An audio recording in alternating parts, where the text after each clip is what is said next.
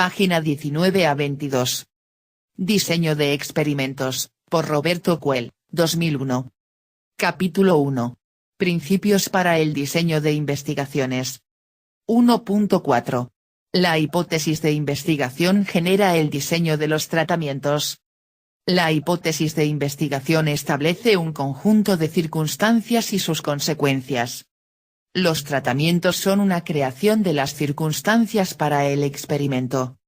Así, es importante identificar los tratamientos con el papel que cada uno tiene en la evaluación de la hipótesis de investigación. Si no se logra delinear con claridad esta hipótesis y el objetivo del estudio, puede haber dificultades en la selección de los tratamientos y experimentos sin éxito.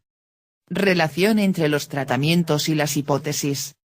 Cuando se eligen los tratamientos adecuados en respuesta a una hipótesis de investigación, es posible comprender mejor los mecanismos fundamentales, ya sean físicos, químicos, biológicos o sociales. En algunos casos, el objetivo puede ser escoger al ganador para encontrar un tratamiento que proporcione la respuesta deseada. En otros casos, el experimento se usa para aclarar los mecanismos básicos asociados con los tratamientos, en términos de su influencia sobre las variables de respuesta medidas. En este último caso, una hipótesis sólida motiva la selección de los tratamientos. Es forzoso que el investigador se asegure de que los tratamientos elegidos concuerden con la hipótesis de investigación. Puede ser suficiente y más sencillo diseñar un estudio solo para descubrir el mejor tratamiento.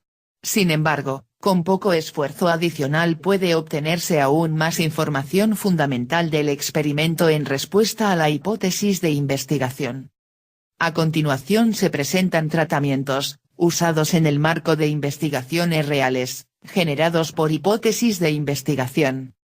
Se estudió la cinética de bebida de las abejas productoras de miel a diferentes temperaturas ambientales, para responder a la hipótesis de que la energía requerida al reunir comida para la colonia era independiente de la temperatura. La supervivencia de siembras de euforbia atacadas por un patógeno del suelo se determinó para distintos tipos de tratamientos de fungicida, en respuesta a la hipótesis de que no todos los fungicidas tienen la misma eficiencia para controlar tal patógeno.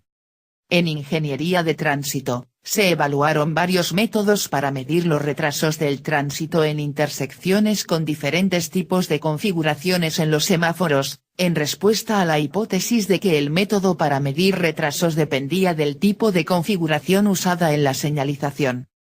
El desarrollo de la adaptación social en niños pequeños se midió según su relación con 1. Educación de los padres, 2. Ingresos de los padres, 3. Estructura familiar y 4. Edad del niño, para analizar una compleja hipótesis de investigación de que ciertas características demográficas familiares afectan de manera favorable el desarrollo de un niño.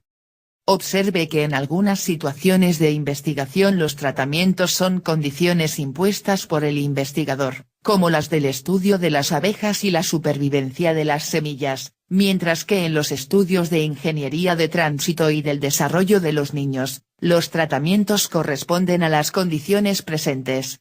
Ya sea que el investigador realice un experimento diseñado o un estudio por observación, su tarea es seleccionar los tratamientos apropiados para responder a la hipótesis de investigación.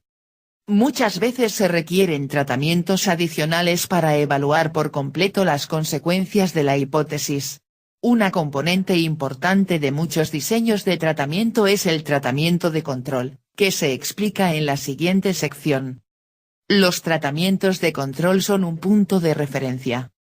El tratamiento de control es un punto necesario para evaluar el efecto de los tratamientos experimentales. Existen diversas circunstancias en las que el tratamiento de control es útil y necesario.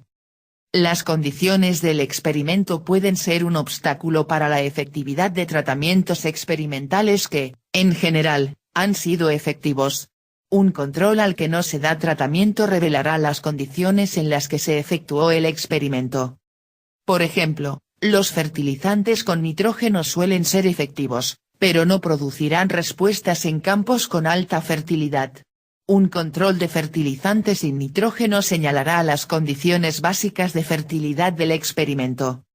En ocasiones, los tratamientos requieren la manipulación de las unidades experimentales o sujetos cuando esa sola manipulación puede producir una respuesta. En estos casos, los controles placebo establecen una base para la efectividad del tratamiento. La unidad o sujeto placebo se procesa de la misma manera que las unidades en tratamiento, pero sin incluir en su protocolo el tratamiento activo. Uno de los experimentos de salud más famosos, las pruebas de campo en 1954 de la vacuna Salk contra la poliomielitis, usó controles placebo o inocuos en cerca de la mitad de las áreas de prueba en Estados Unidos. El placebo se preparó con una apariencia igual a la de la vacuna, pero sin la actividad antigénica. Los sujetos placebo se inocularon de la misma forma que los sujetos que recibieron la vacuna, Tanur y otros, 1978. Por último, el control puede representar una práctica normal con la que se puede comparar el método experimental. En algunas situaciones es necesario incluir dos tipos de control distintos. Por ejemplo, el no tratamiento y el tratamiento placebo pueden indicar el efecto de manipular la unidad experimental en ausencia de tratamiento. El diseño de tratamientos con múltiples factores amplía las inferencias. En el artículo de Arrangement of Field Experiments, Arreg 10 de los experimentos de campo, Fisher, 1926, observó que el proverbio más repetido respecto a los experimentos de campo era el que decía: debemos hacer algunas preguntas a la naturaleza, y de preferencia, una a la vez. Fisher estaba convencido de que se trataba de un punto de vista equivocado. A este respecto escribió: la naturaleza responderá mejor a un cuestionario concebido lógica y cuidadosamente. En realidad, si le planteamos una sola pregunta, se rehusará a responder hasta que se analice algún otro tema. Él entendía que en los sistemas naturales no se sabe si la influencia de un tratamiento es independiente de otra o si su influencia se relaciona con la variación de otros tratamientos. En consecuencia, las condiciones en las que se comparan los tratamientos pueden ser aspectos importantes del diseño. Por ejemplo, en un estudio de la cantidad de nitrógeno que la bacteria Rhizobium fija en el suelo, una comparación interesante fue la cantidad de nitrógeno producida en suelos salinos, sódicos y normales. Sin embargo, se sabía que las condiciones de temperatura y humedad en el suelo afectaban la producción de nitrógeno. De hecho, las condiciones óptimas de temperatura y humedad bien podían ser diferentes para cada tipo de suelo. En consecuencia, el experimento se estableció para examinar la producción de nitrógeno a varias temperaturas, combinadas con distintas condiciones de humedad para cada suelo. Los diseños del tratamiento en este tipo de experimentos se conocen como tratamientos con diseños factoriales, en el que un conjunto de tratamientos, digamos suelos, se prueba con uno o más conjuntos de tratamientos, como humedad y temperatura. Un factor es un grupo específico de tratamientos. Temperatura, humedad y tipos de suelo se consideran un factor cada uno. Las diversas categorías de un factor se denominan niveles del factor. Los niveles de temperatura son 20 grados C, 30 grados C y 40 grados C, mientras que los niveles del tipo de suelo son normal, salino y sódico.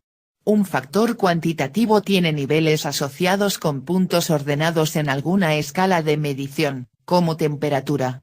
Los niveles de un factor cualitativo representan distintas categorías o clasificaciones, como tipo de suelo, que no se pueden acomodar conforme a alguna magnitud. El arreglo factorial consiste de todas las combinaciones posibles de los niveles de los factores de tratamiento. Por ejemplo, el arreglo factorial de 3 niveles de temperatura con 3 niveles de tipo de suelo consiste en 3 por 3 igual 9 combinaciones de tratamiento factorial, que son cada temperatura combinada con cada tipo de suelo. Con este arreglo, el investigador pudo evaluar la producción de nitrógeno en cada tipo de suelo y determinar la influencia de las condiciones de temperatura en la producción relativa por tipo de suelo.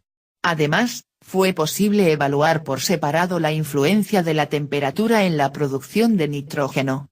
El análisis estadístico de los arreglos factoriales se estudiará en los capítulos 6 y 7.